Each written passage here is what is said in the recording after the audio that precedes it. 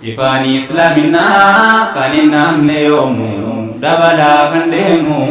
namani feden kofa pani badafamu kaniti famu. Ifani Islamina kanina namne yomu dabala kandemu namani feden kofa pani badafamu kaniti famu. Alhamdulillahi ya Abba arjumma kenna oli kenna Islamumma farun keti yomu galgalaf ganama tolisa wahiddu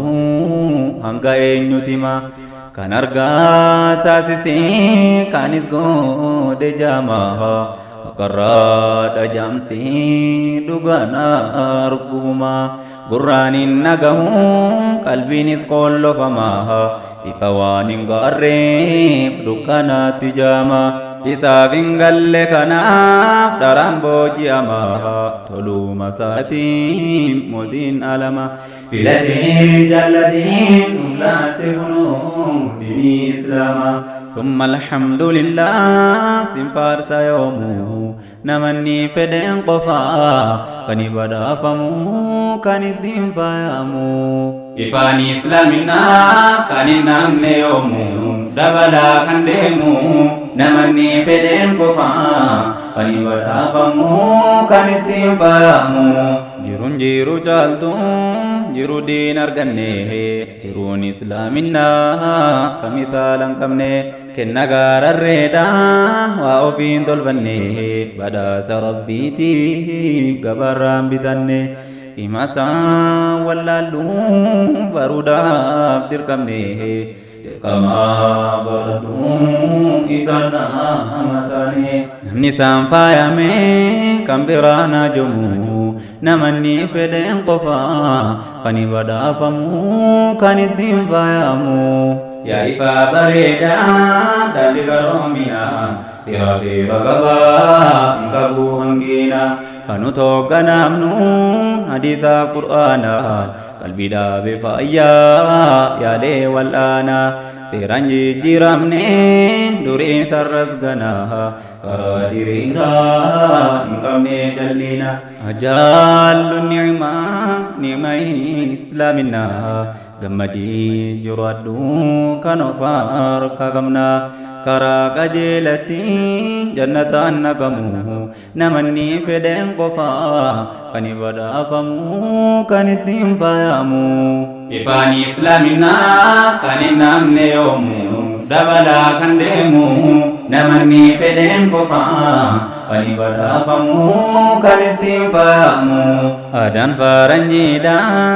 anana madalu ya Islamina ada kanunda nafcalu harkadda rakahe kambira jillalu shirki farami laqadden daldalu moderni tasise dini ko infalu kilabi shaytana warasi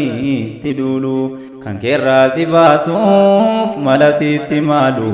dini ke jabanan umasin shakalu kile tagalu aduin dinke yomu namani feden qofa kani badafamu kani dimfayamu ifani islamina kani namne yomu dabala kandemu namani feden qofa kani badafamu kani dimfayamu ni ode samale gange saminitu ofida mamale ifandi ni namtu kana nam sajete halkangu ya yaltu takabunda desu angamolu taltu dabale dabala malehi niratu barsila kabate kaniti milkoftu dukana kufruma kaniti nipsatu dini karoma anofi siyamu namani fede qofa kani wadafamu kani timfayamu ifani islamina kani namne yomu dabala kandemu namani fede qofa kani wadafamu kani timfayamu Yabboleetti kiyya ati sobboleessa fudhu guudunfadhu narra kiyya dhaamsa ergaa rabbiin si faahee diiniin badhaasa baradhu hubadhu bari haqiiqa isa diiniin gahuudhaaf sahabaan kaleessa lubbuun hin mararree godhanii fi aarsaa